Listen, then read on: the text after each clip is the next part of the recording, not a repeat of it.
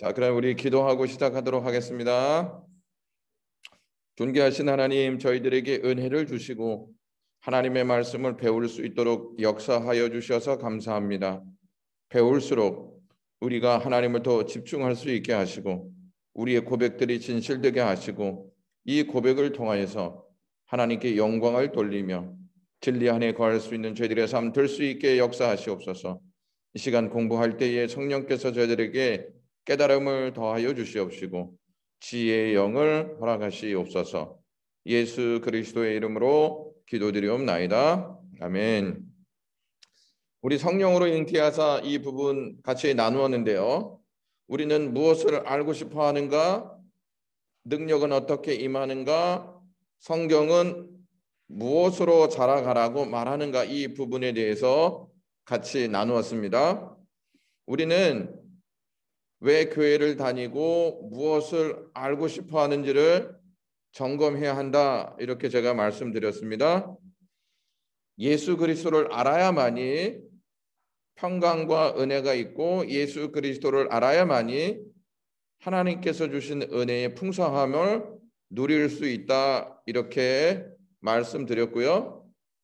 또 능력은 어떻게 임하는가 하는 이 질문 앞에 능력은 예수 그리스도를 알므로 우리에게 채워진다. 여기에서 보면 신기한 능력으로 이렇게 말하고 있어요. 하나님께서 예수 그리스도를 통해서 우리에게 능력을 주세요. 그 능력으로 말미암아 이 세상을 살아갈 수 있게 하신다는 사실이죠. 영적 싸움이 우리에게 계속 일어나고 있는다는 사실은 아시죠? 계속 영적인 어두움의 역사들은 우리에게 말할 수 없는 고통과 아픔과 시험거리들을 포화하고 있어요. 이 상황 앞에, 이 환경 앞에 우리가 하나님이 주시는 능력이 아니면은 이 싸움에서 이길 수 없는데 그 능력이 어디로부터 오느냐면 예수 그리스도를 아는 그 통로를 통해서 우리에게 임한다 하는 것을 잘 아셨으면 좋겠습니다.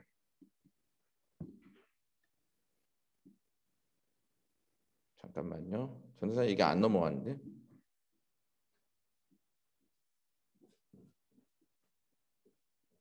PPT가 안 넘어와가지고 잠깐만요.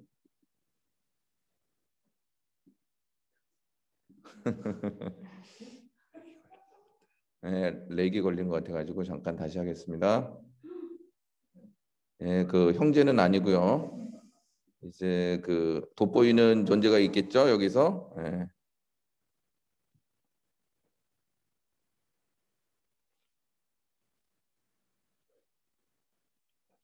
네, 됐습니다. 혹시 여기서 질문 있으신 거 있나요? 질문? 네, 질문이 없는 관계로 바로 넘어가겠습니다. 그래서 성경은 예수 그리스도 아는 것을 게으르지 말라 이렇게 얘기하고 있어요.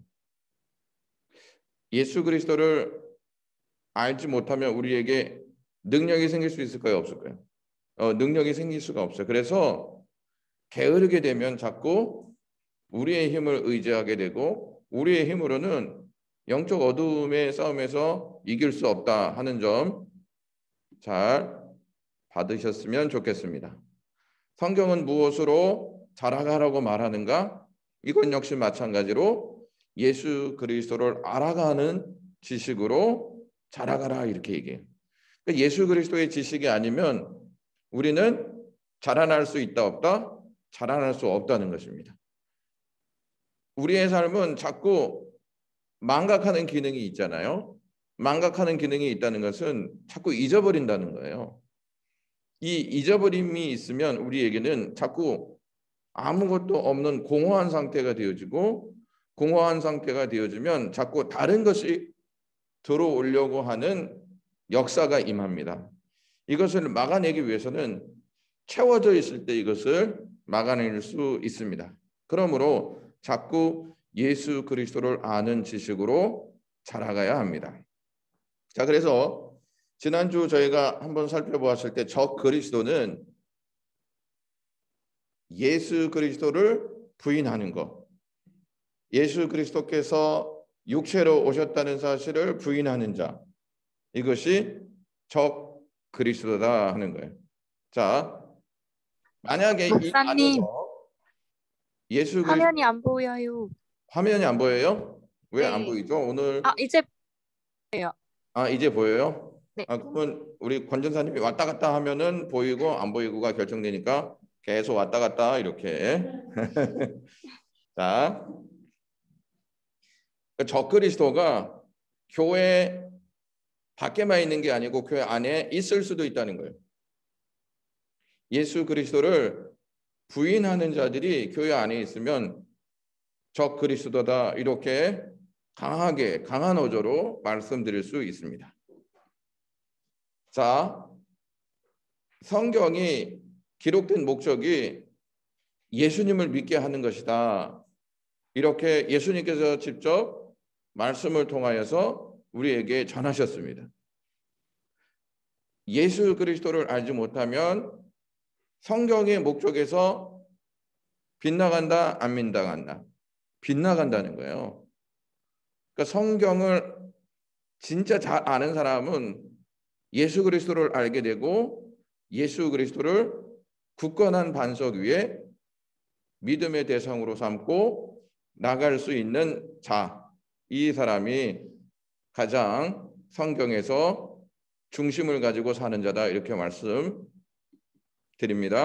자, 저희가 그 예수 그리스도에 대한 이 내용을 7가지로 알아야 되는 부분을 지난주에 같이 나누었잖아요. 이 첫 번째가 예수님이 성령으로 잉태하셨다. 그래서 지금 우리가 이 첫 번째 부분을 다루는 거잖아요. 두 번째가 동정녀 몸에서 탄생하셨다. 세 번째가 고난받으시고 십자가에서 죽으신 예수님을 믿는 것이다. 네 번째가 장사 지내바 되신 예수 그리스도를 믿는 것이다. 그 다음에 다섯 번째가 부활하신 예수님을 믿는 것이고 여섯 번째가 승천과 하나님 우편에 계신 예수님을 믿는 것이고 일곱 번째가 심판하기 위해 재림하시는 예수님을 믿는 것이다. 이렇게 말씀드렸죠. 자, 요 7가지의 내용을 잘 보시면 과거서부터 미래까지의 모든 역사가 다 들어가 있다는 점이에요. 과거에 머물러 있는 말씀이 아니고 예수님이 성령으로 잉태하셨다는 말은 과거의 역사 속에 있는 사건이잖아요. 과거에 있는 사건으로만 머물러 있지 않고 주님은 현재 마지막 심판으로 이 땅에 재림하실 예수 그리스도를 성경은 보여주고 있다는 점입니다. 그래서 우리는 과거로부터 현재 그리고 미래에 역사하실 그 주님을 바라보고 믿는 거예요. 사도신경은 이 부분을 우리에게 알려주고 있어요. 자, 그러면서 하나님께서 사람이 되셨다는 것은 신성을 그대로 유지하면서 또한 인성을 지니신 분이시다 하는 내용 같이 나누었죠. 이 부분이 굉장히 어렵고 헷갈릴 거예요. 하나님이신데 사람이시다. 이 부분이 매우 어렵다는 것이죠. 자, 이 부분을 조금 더 설명해 드리자면 사람이시니까 누구의 몸에서 태어나야 되죠? 인성을 가지신 사람이라면 누구의 몸으로 오셔야 돼요? 그래서 동정녀 마리아의 몸에서 나오신 거잖아요. 그렇죠? 근데 신성은 어떻게 이야기해야 되죠? 신성. 성령으로 잉태한 거 그래서. 자, 성령으로 잉태하셨죠? 하나님으로 오셨다는 말씀이고 동정녀 마리아의 몸에서 나셨다는 말은 사람으로 오셨다는 거예요. 이해하시겠죠? 성령으로 잉태하시지 않으면 하나님이세요? 하나님이 아니세요? 하나님이 아니세요. 그리고 마리아의 몸, 즉 사람의 몸에서 잉태하지 않았다? 그러면 인간이세요? 인간이 아니세요? 인간이 아니세요. 신성과 인성 부분을 가장 잘 설명해 주는 부분이 이 부분이에요. 성령으로 잉태하시고 동정녀의 몸에서 나셨다는 거예요. 자, 이 부분 어려우신가요? 아직도 참새 3마리가 왔다 갔다 하시나? 이해되셨나요? 네, 네. 네, 이해되셨습니다. 이 예수님은 인간으로 오신 그 시점부터 역사하셨던 분이 아니고 이미 태초부터 역사하셨던 하나님이셨다. 그것을 예수님이 이 땅에 오셔서 그것을 계시해 주셨어요. 계시. 그래서 여기 화면 보시면 요한복음 1장 1절에서 3절 보시면 태초에 하나님과 함께 계셨다. 예수님으로 말미암아 지은 바 되었다. 지은 것이 하나도 예수 그리스도가 없이는 된 것이 없다. 이렇게 딱 말씀하세요. 그러니까 하나님이셨다는 거야, 아니셨다는 거야? 하나님이셨다는 거야. 그 하나님이 인간이 되기 위해서 성령으로 마리아의 몸에 들어가시고 잉태하셨다는 말씀이에요. 자, 요걸 좀 더 설명해 드리겠습니다. 오리겐이라고 하는 이 신학자가 여러분 용광로 같은 불이 있죠. 용광로 같은 불에 쇠를 딱 넣었어요. 그러면 쇠가 막 달아오를 거 아니에요. 안 달아오를까요? 달아오르죠. 시뻘개요? 아니면 그냥 누리끼리예요? 시뻘개요. 불과 이 쇠는 하나예요. 그렇죠? 불인 동시에 쇠예요. 이해하시겠죠? 불인 동시에 쇠죠. 이게 불이 이 쇠와 함께 하나 된 것이죠. 이게 신성과 인성이 하나님 있다 이렇게 표현할 수 있는 아주 적절한 묘사다 이렇게 말씀드릴 수 있어요. 아리까리 하세요? 아니면은 이것도 이해하시겠죠? 네. 다음 부분 넘어가겠습니다. 여러분, 종교는 항상 사람이 행하는 거예요. 행하는 거. 그렇죠? 그래서 불교에 몸담고 있는 신도들이 계속 불공을 드리잖아요. 종교는 두로 표현할 수 있어요. 행하다. 항상 행하다. 근데 복음은 행해진 거예요. done이라는 영어를 썼는데 done이 끝났다는 거야. 누가 이 역사를 마치셨어요? 예수님이 다 마치셨기 때문에 끝난 거예요. 그래서 우리는 그분을 믿는 거예요. 그분을. 종교는 내가 해야 되는 거예요. 종교는. 그렇죠? 근데 복음은 하나님께서 하신 거예요. 여기 어려우신가요? 그래서 종교하고 기독교는 다르다는 뜻이 이 뜻입니다. 종교는 인간이 주체예요. 그래서 계속 불공들이면서 내가 열반에 일러야 된다는 거, 일러야 된다는 것이죠. 근데 복음은 하나님이 주체예요. 자, 인간은 항상 자기가 자기 중심으로 노력해서 얻어내려고 하는 게 종교예요. 종교. 예? 근데 복음은 하나님께서 역사하셔서 주신 것을 믿고 사는 게 기독교라는 거예요.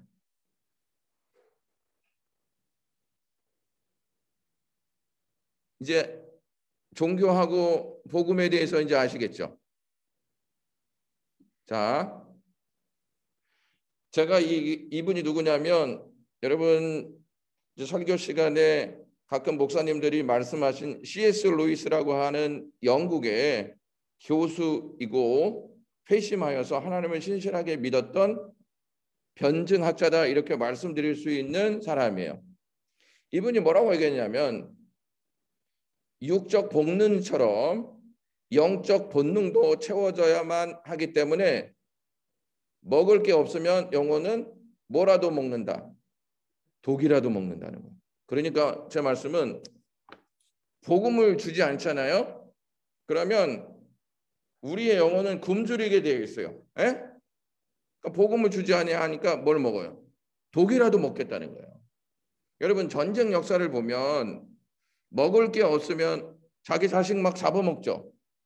이것처럼 우리의 영혼은 복음을 받아야 되는데 복음을 받지 못하면 독이라도 먹는 본능을 가지고 있다는 거예요. 그래서 저는 이 부분이 엄청난 경각심을 깨우는 말씀이다. 특히 주의 종들에게 이 말씀은 항상 간직하고 있어야 된다는 거예요. 성도들이 복음을 먹지 않으면 이 영적 체험을 위해서 다른 것을 자꾸 집어먹는다는 거예요. 다른 것을 자꾸 집어먹으면 복음하고 멀어지고 인본주의 사상에 의해서 자꾸 하나님이 원하시지 않는 선택을 하게 된다는 말씀입니다.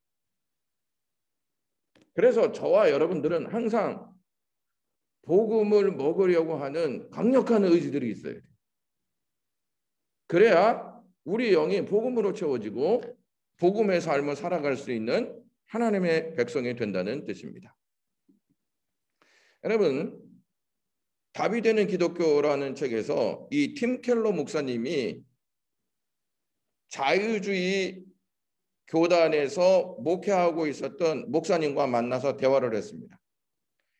자유주의 교단에서 목회를 하셨던 분은 40년 동안 교회를 맡아서 헌신했던 사람이었어요.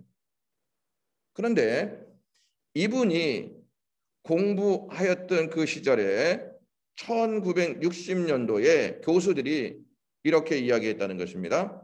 앞으로는 기적이니 그리스도의 신성이니 몸의 부활 따위는 믿지 않는 가장 온건하고 근대화된 종교만이 살아남을 것이다. 이렇게 장담했다는 거예요.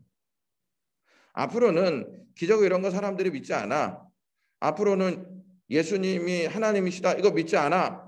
예수님이 부활하셨다. 이거 믿지 않아. 이런 것을 다 집어치울 때 사람들은 거기에 관심을 갖는다. 이렇게 호언장담했다는 거예요. 그래서 어떠한 일이 일어났냐면 자기가 이제 은퇴를 앞두고 있는 이 시대에 자유주의 교단에 몸담고 있었던 목회자나 성도들이 점점 신앙에서 떠나는 일들이 생겼다는 거예요. 그러면 교회를 찾아와요, 안 찾아와요? 교회를 안 찾아오죠. 그래서 자유주의 교단의 교회들이 비기 시작하고 자유주의 교단에 소속되어 있는 교회들이 힘을 잃고 교회의 문을 닫는 일들이 비일비재해졌다는 거예요. 그러면서 그분이 이렇게 이야기하더라는 것입니다.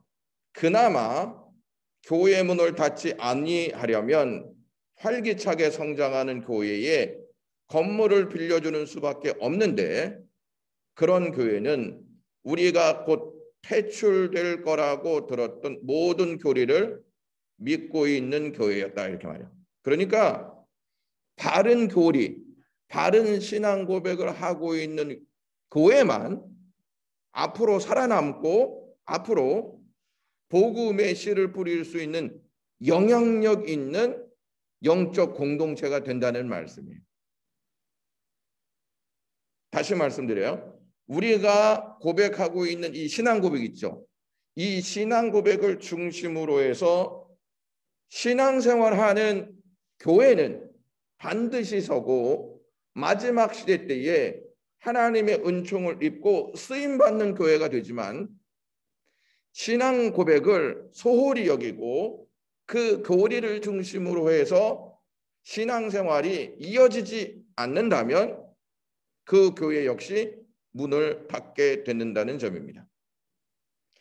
제가 미국에 있었을 때 미국 교회가 활발한 교회도 있지만 대부분의 교회가 점점 문을 닫고 있었던 형편이었어요.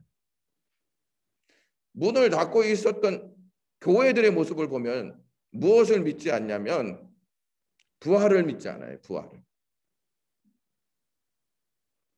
무엇을 믿는지는 모르겠어요. 그들이 부활을 믿지 않기 때문에 교회들은 자꾸 하나님에 대한 신뢰, 하나님에 대한 믿음을 잃어버린다는 점입니다. 그래서 우리의 자녀 시대 있죠. 우리의 자녀 시대는 더욱더 이러한 현상이 나타날 것입니다. 그러므로 우리 부모 세대가 해야 할 것이 있어요. 그게 뭐냐? 깨어서 자녀들을 위해서 기도해야 합니다. 그렇지 아니하면 똑같은 양상이 일어날 것이라고 저는 확신합니다. 자, 동정녀 탄생, 예수 그리스도가 성령으로 마리아의 몸에서 나왔지 않습니까? 요셉이 이것을 수긍하고 마리아를 의심하지 않고 부부로 살게 하나의 역사를 이룹니다. 결국 요셉도 믿었고 마리아도 믿었다는 말이에요. 본인들이 믿었다는 말이에요. 이거는 자신들의 문제라는 것입니다. 그 당시에 동정녀가 아이를 잉태한다? 이 돌에 맞아 죽을 수밖에 없는 상황이라고 제가 말씀드렸잖아요. 왜 1년 동안 부부관계를 하지 않는 약혼 기간을 갖는다고 했죠? 제가 지난주에.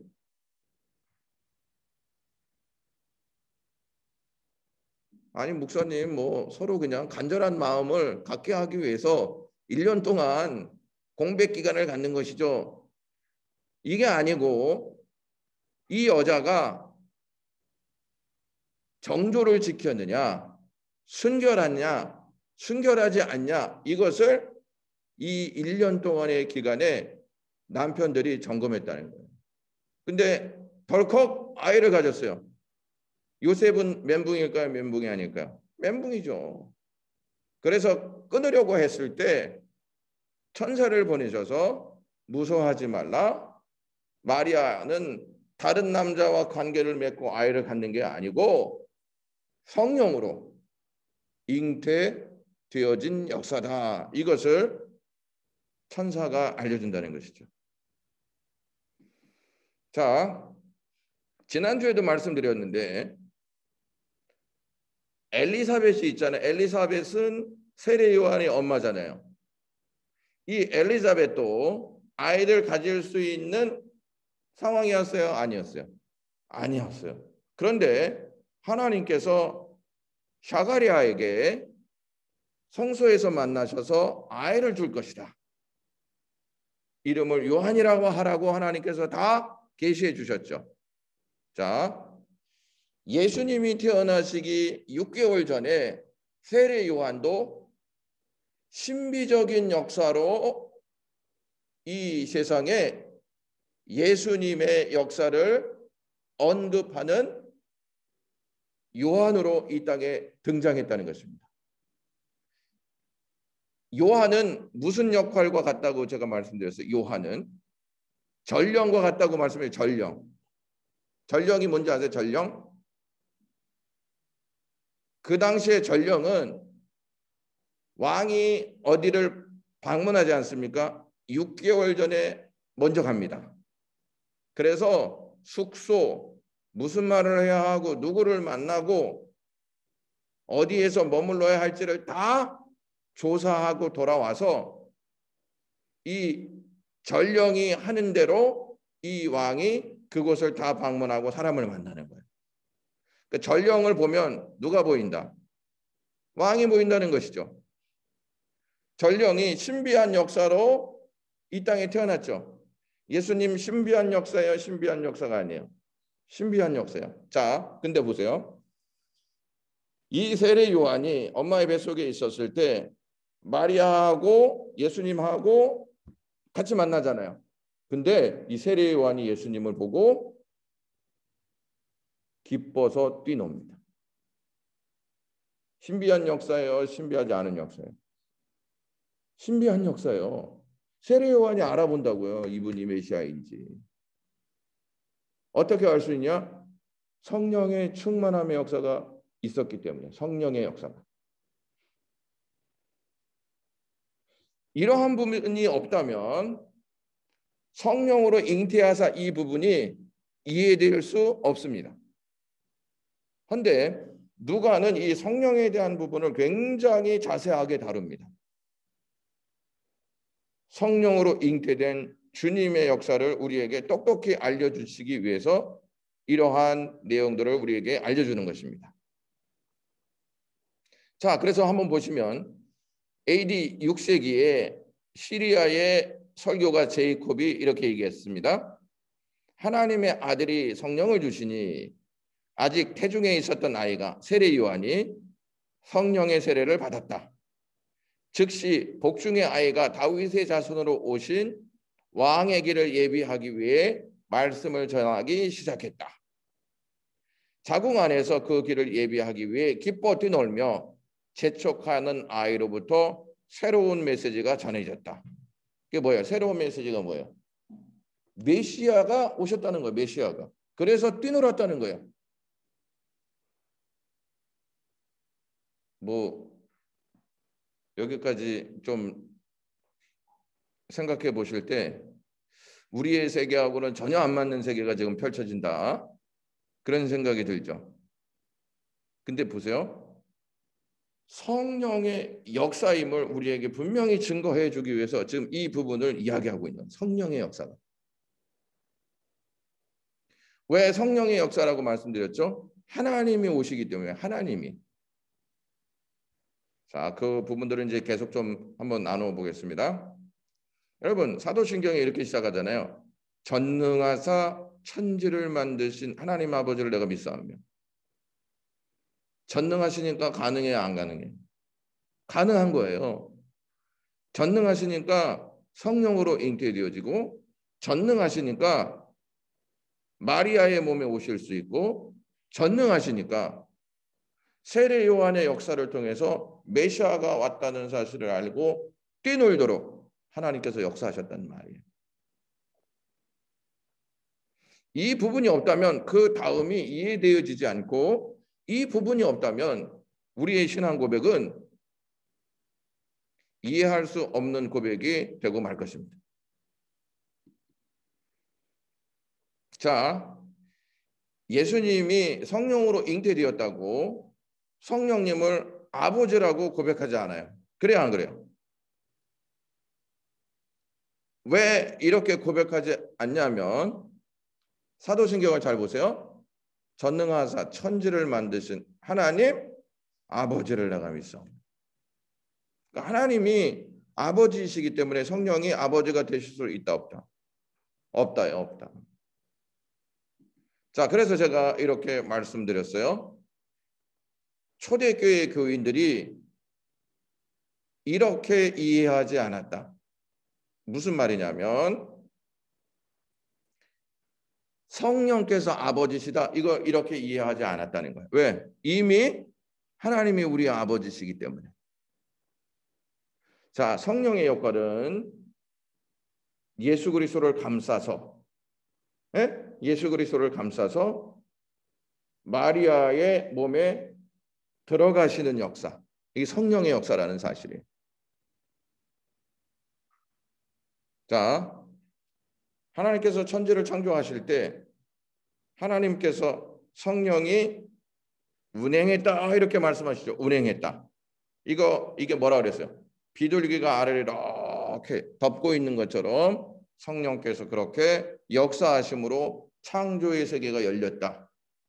이거 제가 지난번에 말씀드렸죠. 이 창조의 역사와 구원의 역사가 일맥상통한다는 말씀이에요. 그때도 성령의 역사가 임하셨고 이때도 성령의 역사가 구원의 역사를 이루시기 위해서 찾아오셨다 하는 점 잘 생각하시면 좋을 것 같고 니고데모와의 대화 지난번에 했으니까 넘어가겠습니다. 창조의 역사 제가 지금 말씀드렸으니까 넘어갈 수 있도록 하고요. 이제 구원의 역사를 이루시는데 성령께서 임하심으로 구원의 역사가 시작되었다 하는 것을 알려주세요. 자, 하나님께서 인간을 창조하실 때 진흙으로 만드셨죠. 진흙으로 만드셨을 때 그냥 활동하라고 시작할 수 있도록 하시지 않고 생기를 불어넣으셨다 그랬죠. 그래서 살아있는 영이 됐다 이렇게 말씀해요. 생기는 뭐라고 그랬어요? 생기. 영이요, 영. 성령, 성령. 예, 성령이에요. 자, 성령과 인간이 하나 되어서 이 땅에 태어났죠. 예? 그렇죠? 그러면 인간을 창조하시기 위해서 하나님께서 인간의 몸을 입고 이 땅에 오셨어요. 인간을 구원하시려면 반드시 뭐가 돼야 돼요? 예? 1번 인간, 2번 인간, 3번 인간. 하나님이 오시면 우리는 다 죽습니다. 거룩하신 하나님 앞에 우리가 볼 수 있는 자격이 없기 때문에 그래요. 그래서 하나님이 인간의 몸을 입고 오셔서 우리를 대하시고 우리랑 교제하시고 우리와 인격적인 만남을 가지신 거예요. 이게 작은 역사가 아니고 굉장히 신비한 역사이고 인간의 이성으로는 다 깨달을 수 없는 놀라운 역사예요. 그 역사가 위대해요? 위대하지 않아요? 예? 위대하죠. 근데 그걸 믿는 우리는 그럼 어떻게 해? 또 위대합니다 그러면은 교만하지 마십시오 이렇게 또 제가 말씀드릴까 봐 위대합니다 이것을 말 못하죠. 위대하신 하나님의 능력과 은혜를 믿고 있는 우리는요. 그 사실 때문에 위대한 거야. 우리가 잘나서 위대한 게 아니고 그것을 깨닫고 그것을 믿고 살아갈 수 있는 은혜를 받았기 때문에 세상 사람들과 다른 것이다 하는 것 여기에서 우리가 교훈 삼으셔야 합니다. 자, 좀 정리해 드릴게요. 아담이 신비하게 태어났어요? 생리적으로 태어났어요? 신비하게 태어났죠. 아담은 부모가 있어요? 없어요? 없어요. 그러면 둘째 아담으로 오시는 분은? 자, 그러면 이쪽 첫 번째 아담은 아버지가 누구예요? 에? 아버지가 누구게요? 자, 한번 제가 한번 말씀드릴게요.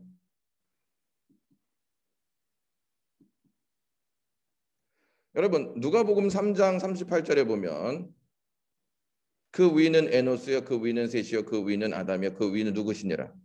하나님이세요. 아버지가 누구세요? 하나님이세요.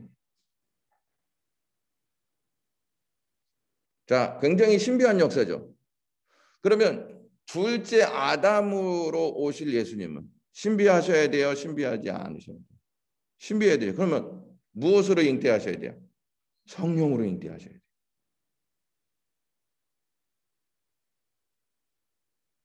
아리까리 하세요? 아니면은 알 것도 같은데 또 물어보면 잘 이야기하지 못할 것 같아요. 자, 다시 한번 말씀드립니다. 첫 번째 아담은 신비한 탄생을 성경을 통해서 알려주세요. 둘째 아담으로 오실 예수님도 신비한 역사로 태어나세요. 인간의 이성으로는 깨달을 수 없는 은혜로 태어나세요. 자, 그러면 예수님이 만약에 신성, 즉 성령으로 잉태하지 않았다면, 인간으로만 오신다면, 생리적인 역사를 통해서 오신다면 구원의 완성자가 될 수 있을까요? 없을까요? 없어요. 왜? 인간은 다 원죄를 갖고 태어나거든요. 만약에 예수님이 생리적인 탄생으로 이 땅에 오셨다? 그럼 뭘 갖고 태어나실까요? 원죄를 갖고 태어나세요. 그러면 우리를 위해서 죽는 게 아니고 누구를 위해서 죽어요? 본인을 위해서 죽는 거예요.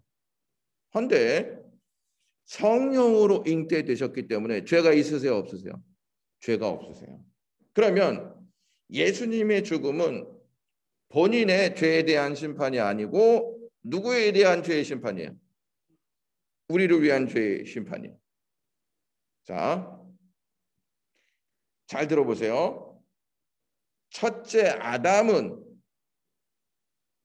선악을 알게 하는 나무를 따먹었잖아요. 자, 여기서 한번 잘 들어보세요. 하와가 먼저 따먹었어요? 아담이 따먹었어요? 하와가 먼저 따먹었잖아요. 근데 왜 아담이 따먹은 것으로 이렇게 자꾸 말하고 있는 걸까요?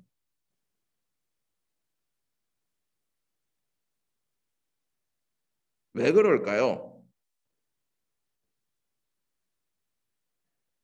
잘 들어보시면 아담의 뼈에서 하와가 나왔죠. 그럼 둘이는 하나예요, 둘이에요? 하나예요, 하나.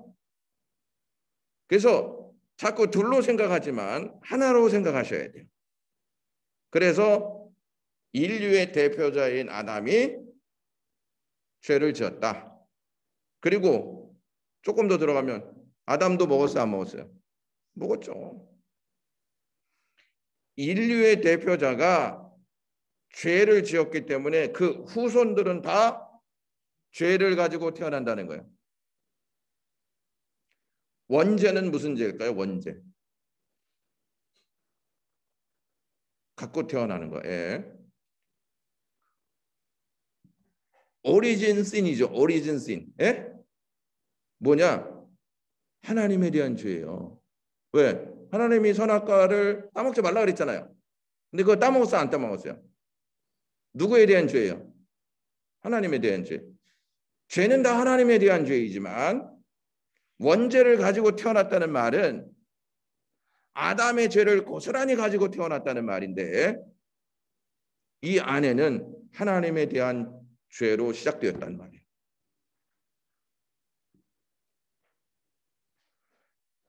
자, 줌으로 하시는 분 이해하셨나요? 아니면은 어려우신가요? 자, 인류의 대표자인 아담이 그렇게 죄를 졌죠. 그러면 아담과 똑같이 인류를 대표해야 하는 둘째 아담이 와야 되죠. 그게 예수님이세요. 예수님이시죠? 이 예수님이 인류를 대표해서 십자가에 오르셔서 우리의 죄를 대신해서 돌아가셨어요. 우리가 십자가에 올라갔어요? 안 올라갔어요? 안 올라갔죠? 우리가 선악과 따먹었어요? 안 따먹었어요? 안 따먹었죠. 근데 왜 죄가 되고 구원받을 수 있느냐? 대표가 했기 때문에 대표의 역사로 죄가 들어온 거죠. 대표의 역사로 우리의 죄가 심판받은 거죠. 그래서 이걸 가지고 오기 위해서 그러니까 예수 그리스도의 그 심판의 역사로 우리가 구원받기 위해서는 반드시 해야 하는 게 있어요. 그게 뭐냐? 믿는 거예요. 믿는 거. 자, 아담과 하와가 죄를 졌을 때 믿지 않아서 죄를 진 거예요. 그래요, 안 그래요? 그렇죠? 그러면 둘째 아담이 오셔서 십자가에서 돌아가셨잖아요. 이것을 믿었을 때 죄가 씻김 받는 거예요.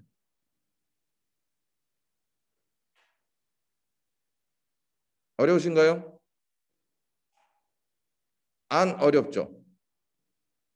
그러니까 예를 들어서 지금 여기 현장에 나와 있는 권사님 중에서 우리 신혜경 권사님이 떠들어서 전체가 이제 벌을 받는 거야. 그러면은 여러분들 아니 목사님 나는 안 떠들었는데 왜 우리까지 벌을 받는 것입니까? 이렇게 항변할 수 있어요, 없어요? 있죠? 사람들은 우리가 선악과를 따먹지 않았는데 왜 우리가 원죄를 받아야 합니까? 이렇게 다 말한다는 것이죠. 그렇죠? 그래서 불만이 있는 거예요. 자, 그렇다면 이걸 바꿔서 우리가 구원받을 수 있는 행위 한 개 있어요, 없어요? 없죠. 근데 어떻게 우리가 구원받을 수 있어요? 인류의 대표자로 오신 예수님이 그 일을 하셨기 때문에 그것을 믿는 사람들이 구원받을 수 있는 거예요. 자, 믿지 않아서 선악과를 따먹었죠. 믿음으로 구원을 받는 거예요. 믿는다는 것은, 잘 들으세요. 믿는다는 것은 믿지 않는다는 사실을 버리는 거예요. 아셨죠? 다시, 믿는다는 것은 무엇이냐면 사람들이 믿지 않는 것을 버리고 주님이 한 것을 내가 잡는다는 게 믿음이에요. 그러니까 지금 이 시대의 사람들은 이 사실 믿지 않아요. 에덴 동산에서 선악과를 따먹었을 때 하나님의 말씀이 믿어지지 않아서 하나님과 같이 되려고 따먹었던 것처럼 이 시대에도 하나님의 말씀이 믿어지지 않는단 말이죠. 그걸 어떻게 믿을 수 있냐는 말이에요. 우리가 진짜 죽는다? 말도 안 되는 소리야. 이렇게 다 생각한단 말이죠. 이거를 버릴 때 주님을 바라볼 수 있는 것이죠. 그것을 믿는 자만이 심판의 역사가 우리에게 넘어가게 되어지는 거예요.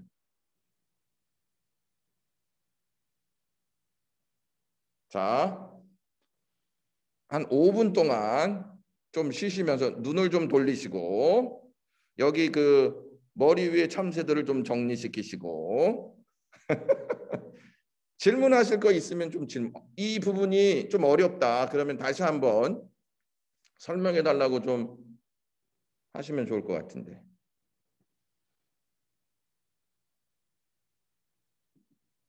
뭐 이해가 되시나요? 우리 그 영광교회 성도분들은 너무 경건하셔서 일단 말씀이 없으세요. 예. 어느 때는 굉장히 좋은데 어느 때는 제가 헷갈릴 때가 많이 있죠.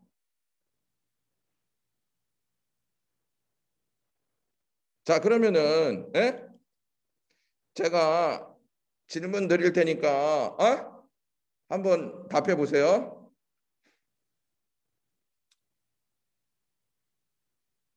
복음을 듣지 않았던 사람들이 분명히 있을 거 아니에요.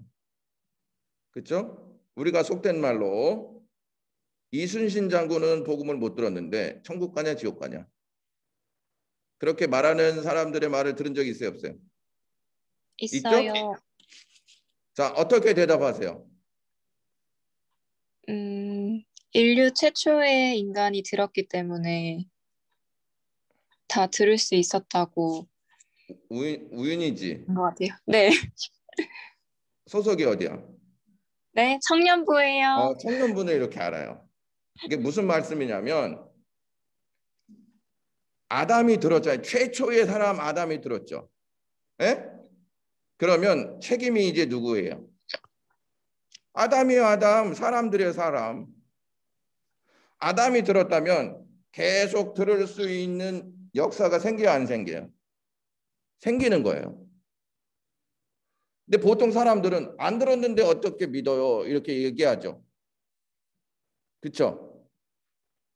들어도 믿어요, 안 믿어요? 예를 들어서 노아의 홍수가 있었죠. 비 온다고 분명히 얘기했어요, 안 했어요? 근데 누구만 믿어요? 노아만 믿어요. 그러니까 인간의 생각이 굉장히 얄팍하다는 거예요. 복음을 듣지 못하는데 어떻게 지옥에 가는 게 말이 되느냐 하죠. 근데 보세요. 지금도 복음이 전파되는데 믿어요, 안 믿어요? 예? 믿어요, 안 믿어요? 안 믿어요. 최초의 인간이 복음을 들었기 때문에 더 이상 인간은 할 말이 있다, 없다? 없다요, 없다. 예를 들어서 보세요.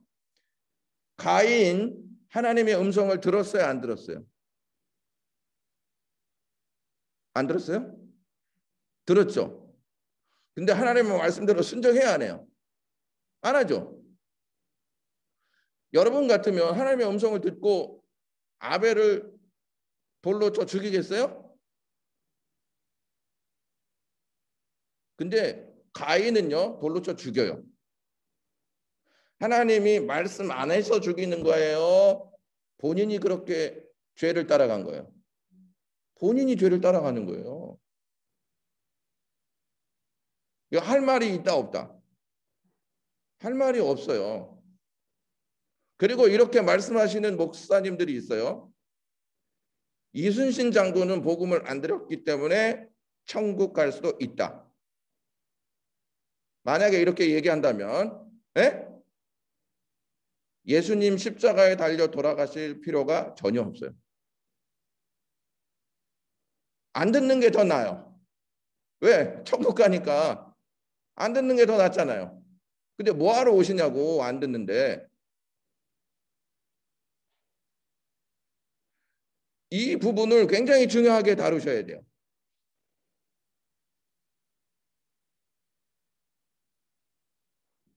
여기서 질문하실 분들이 있으세요? 질문하실 분? 목사님, 저는 죽어도 그거 못 수용합니다. 이거 혹시 질문하실 수 있는 분?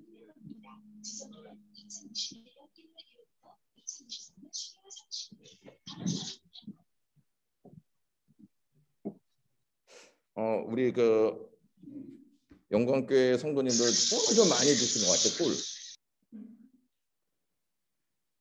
그럼 다 이해하신 거예요?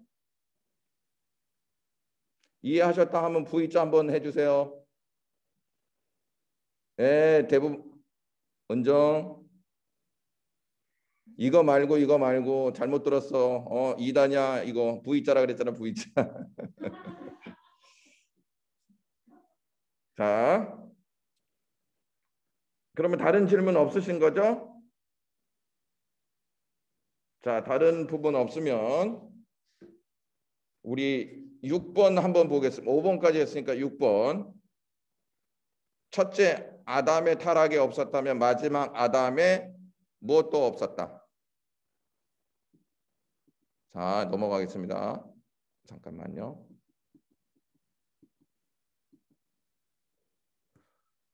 자, 6번 첫사람 아담의 타락이 없었다면 마지막 아담 예수님의 성육신도 없었을 것이다. 그렇죠? 아담이 인간이에요, 안 인간이에요? 인간이죠. 그러니까 아담이 인간으로 타락하지 않았다면 예수님이 인간이 되어서 이 땅에 오실 필요가 전혀 없다는 것이죠. 그래서 고린도전서 15장 45절 보시면 기록된 바 첫 사람 아담은 생명이 되었다 함과 같이 마지막 아담은 살려주는 영이다. 자, 여러분 이게 무슨 말이냐면 아담은 하나님께서 생기를 불어 넣어 주셔야만 생명이 된 거죠. 살아있는 사람이 된 거잖아요. 그렇죠? 근데 여기서 마지막 아담은 살려주는 영이에요. 그러니까 이거예요. 하나님이 아담에게 생기를 불어 넣어 주셨잖아요. 예? 그분이 누구시라는 말이에요? 예수님이시라는 말이에요. 자, 다시 한번 말씀드려. 진흙으로 만들어졌지만 생기를 불어넣지 않았기 때문에 살아있어요? 안 살아있어요? 안 살아있어요? 안 살아있어? 근데 거기에다 생기를 불어넣어 주셨잖아요, 하나님이. 그러니까 이제 살아있는 존재가 된 거예요. 그렇죠? 자, 근데 우리는 이제 죄로 말미암아 다 죽었어요. 죽었어. 살아있는 것 같은데 다 죽은 존재라고 얘기하잖아요. 그렇죠? 그러면 우리에게 다시 생명을 불어 넣어 주어야만이 살아날 수 있죠. 그 일을 누가 하셨다는 말씀이에요? 예수님이 하셨단 말이에요. 자, 생명을 줄 수 있느냐 없느냐는 부활하셨냐 부활하시지 않았느냐가 결정되어져요. 자, 예수님이 십자가에서 그냥 죽으셨어. 그러면 생명을 불어넣어 주실 수 있어요 없어요? 없어요. 없어. 생명을 불어넣어 주실 수가 없어요. 부활하셨다는 말은 생명을 불어넣어 줄 수 있는 존재가 되셨다는 것이잖아요. 그래서 이 부분을 그렇게 이해하시면 좋을 것 같아요. 자, 오늘 제가 새벽 설교에 이런 이야기를 했어요. 어린 양의 뼈를 꺾지 말아라 이렇게 하나님께서 6월절에 말씀하셨다 그랬죠. 예수님이 십자가에 돌아가셨을 때 양쪽에 있는 강도는 뼈를 꺾었어요. 이 뼈를 꺾는다는 말은 죽었는지 안 죽었는지를 확인하는 거예요. 만약에 한 강도가 뼈를 딱 꺾는데 그러잖아요. 그러면은 죽을 때까지 기다렸다가 다시 뼈를 꺾어요. 그러니까 죽음을 점검하는 마지막 사인이 뼈를 꺾는 거예요. 근데 예수님은 안 꺾었죠. 왜일까요? 왜? 안 죽은 역사에 안 죽는 역사.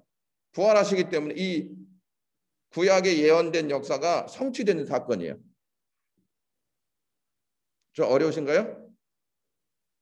자, 뼈를 꺾었어. 이제 죽었어. 안 꺾었어요. 그러니까 사람들은 예수님이 이미 죽었다는 것을 알았기 때문에 안 꺾었다는 사실인데 그게 아니고 구약 성경에는 이미 예언되어 있어요. 뼈를 꺾지 말아라. 왜? 부활하실 것이니까. 죽은 게 아니기 때문이에요.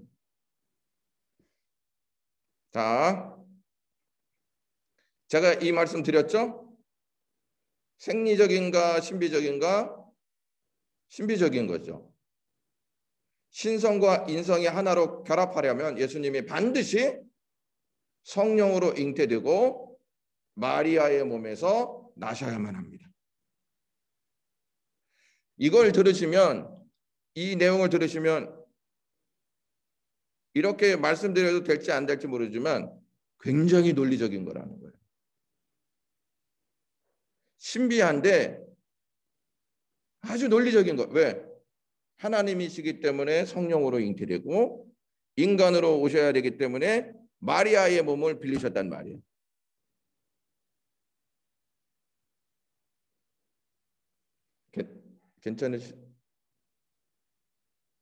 괜찮으시죠? 어려우신가?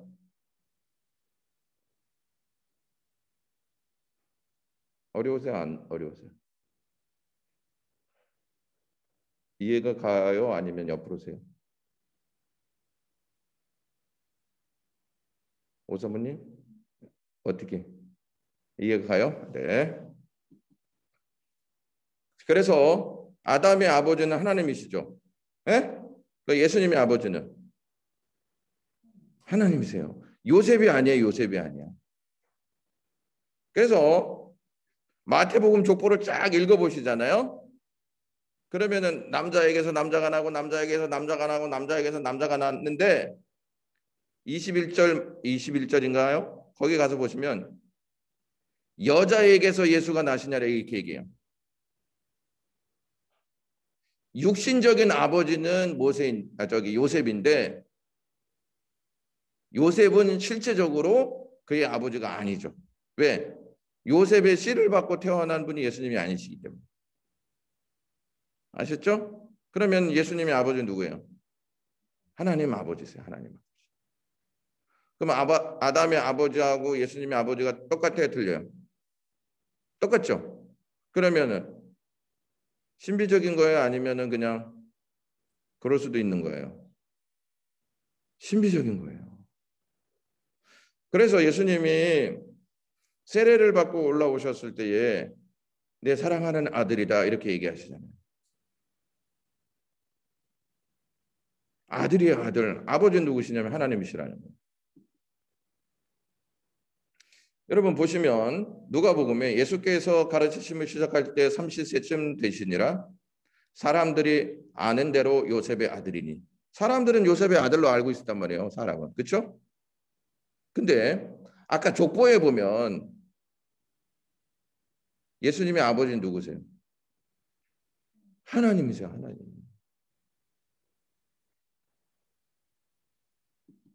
그래서 사람들이 예수님 보고 이래요. 요셉의 아들이 아니냐, 목수의 아들, 요셉의 아들이 아니냐 이렇게 얘기하죠. 그러니까 사람이 아는 것은 그거였는데 신비적인 것을 모르기 때문에 그렇게 이야기할 수 있다는 것이죠.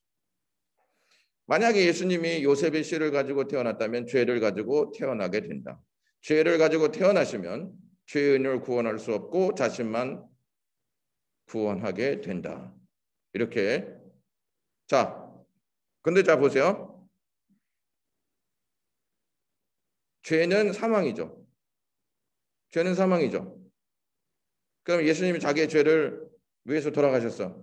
그러면 부활할까요? 못할까요? 네? 죄 때문에 죽은 거니까 부활 못하죠. 죄가 없어야만 뭐가 할 수 있어요? 부활할 수 있는 거예요. 죄가 없어요. 그래서 잘 보세요. 성령으로 잉태하셨다. 이 말씀이 굉장히 의미 있는 말씀이에요. 8번에 보시면 주님은 우리와 동일하시되 인간이기 때문에 동일하시죠. 성령으로 잉태되어 죄 없이 세상에 등장하신 분이시다. 그러니까 하나님으로 등장하신 분이시다.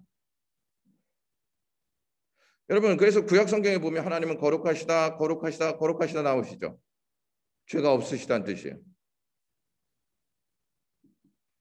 자, 구약에서 메시아 의로운 종 무죄한 가운데 시험을 받으시고 저주의 죽음을 당하실 분으로 이사야 53장은 말씀하고 있어요. 예수님은 죄가 없으시다. 여러분 출애굽기 보면 6월절에 어떠한 양을 잡으라고 얘기해요. 어떠한 양. 1번 누리끼리한 양, 2번 점박이 양, 3번 흠없는 양. 흠없는 양이에요. 흠없는 양. 흠없는 양으로 누가 오셔요? 예수님이 오셔요. 예수님. 그래서 히브리서 9장 14절을 보시면 하물며 영원하신 성령으로 말미암아 흠없는 자기를 하나님께 드린 그리스도의 피가 어찌 너희 양심을 죽은 행실에서 깨끗하게 하고 살아계신 하나님을 섬기게 하지 못하겠느냐. 깨끗하게 만드신다는 거예요. 흠없는 피 때문에. 그래서 또 보시면 그가 우리 죄를 없애려고 나타나신 것을 너희가 안 하니 그에게는 뭐가 없느니라. 죄가 없느니라. 여러분 왜 자꾸 이 사도들이 이걸 얘기하는지 아세요? 이단들이 예수님은 인간이기 때문에 죄가 있어야 하는 말이에요. 죄가 있기 때문에 자기 죄 때문에 죽은 거고 무엇 할 수 없다. 부활할 수 없다는 거예요. 그래서 이 이단들이 그렇게 많이 늘어나는 거예요. 9번에 보시면 예수님은 우리의 구원의 창시자이고 구원의 근원이세요. 구원의 근원.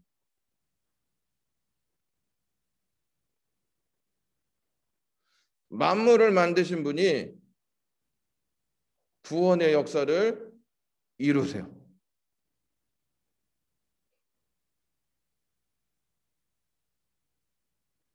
여러분 우리가 예수님을 굉장히 단순한 분으로 자꾸 여길 때가 많아요.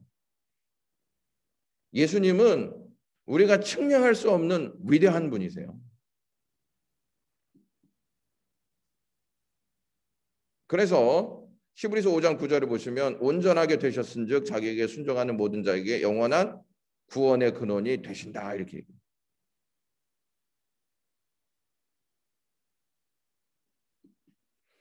자 마지막 10번 보시면 바울은 주님을 죄를 알지도 못하시느니 라고 증언한다. 주님은 무죄하게 잉태되셨고 무죄하게 사셨으며 무죄한 가운데 죽으셨다. 그 무죄한 몸을 제물 삼아 단번에 영원한 제사를 드리셨다.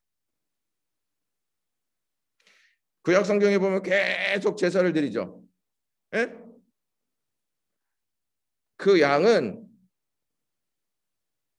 인간을 구원할 수 없는 양이에요. 그래서 계속 대속물이 나오는 거죠. 근데 예수님은 완전한 제물이세요. 왜? 죄가 없으시고 흠과 티가 없으신 분이시기 때문에.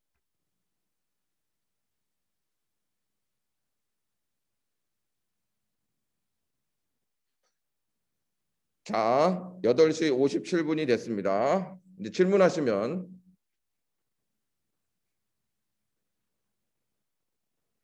여기서 막 차가 왔다 갔다 막 가다가 이제 내리세요. 내리세요. 정류장입니다. 이렇게 되신 것 같아요.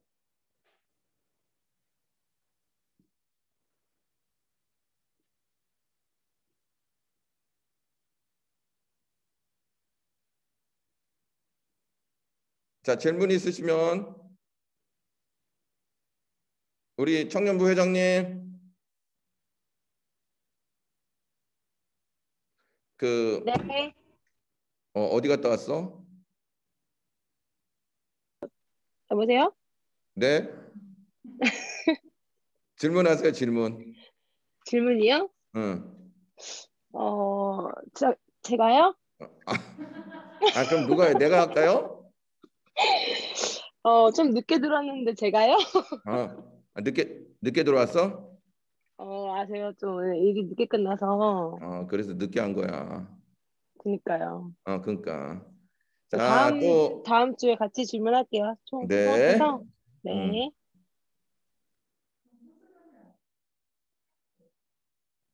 없었다면 우리는 영원히 에덴 동산에 있는 거죠.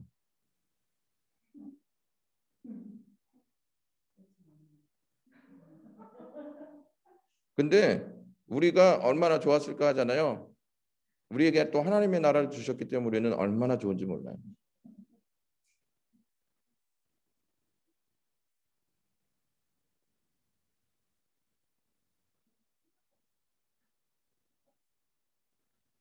그럴 수도 있고요. 그렇죠, 그렇죠. 예, 그럴 수도 있고, 뭐 우리가 상상해 보시면 또 재밌을 것도 같아요. 그러니까 지금 질문이 뭐냐면 첫째 아담이 죄를 짓지 않았다면 우리는 어떻게 됐을까? 이 질문인데 계속 에덴 동산에서 사는 것이죠. 예.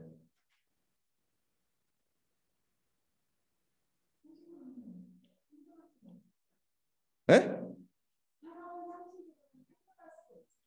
그렇, 그렇죠. 예.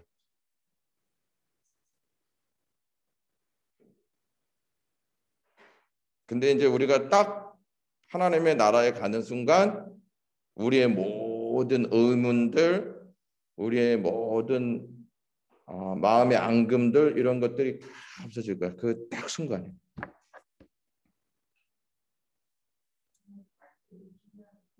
그래서 우리에게는 참 하나님의 나라가 있다는 게 엄청난 큰 축복인 거예요. 그래서 이제 뭐 저하고 어차피 만나게 될 거 아니야. 천국에 가서. 예. 천국에 가서 조금 웃으시는 분들은 또 만나야 돼 뭐 이러시는 분들이 그냥 뭐 영광교회에서 끝내지 또 거기서 만나냐 이제 또 그러니까 우리는 영광교회에서 끝나는 관계가 아니고 영원히 함께 봐야 할 관계이기 때문에 서로 잘 하셔야 돼요. 서로. 그때 목사님 왜 그랬어요? 나 그때 그것 때문에 시험 들었어요. 그러면 이제 저는 잘못했습니다. 이제 그럴 수밖에 없는 상황이 되는 거죠. 네, 오늘은 우리 이현주 권사님의 그 질문으로 인해서 그 재미있는 이야기와 함께 1분 지났다는 사실에 너무 감격적이에요. 이 질문이 있다는 이 자체가 너무 감격적이에요. 예. 이거는 지금 이제 이해하셨다는 뜻이거든요. 예. 자, 그러면 질문 이제 끝났으니까 기도하고 마치겠습니다.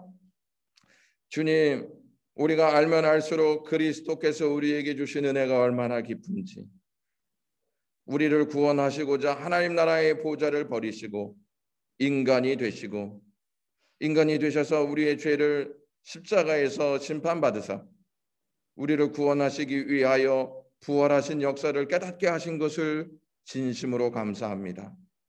이 복음을 가슴에 안고 살게 하여 주시고 이 복음으로 우리의 험한 세상을 능히 이겨갈 수 있게 도우시옵소서. 예수님의 이름으로 기도드리옵나이다. 아멘. 이것으로 마치겠습니다. 수고하셨습니다. 네. 감사합니다. 감사합니다. 네. 감사합니다. 수고하셨습니다. 네.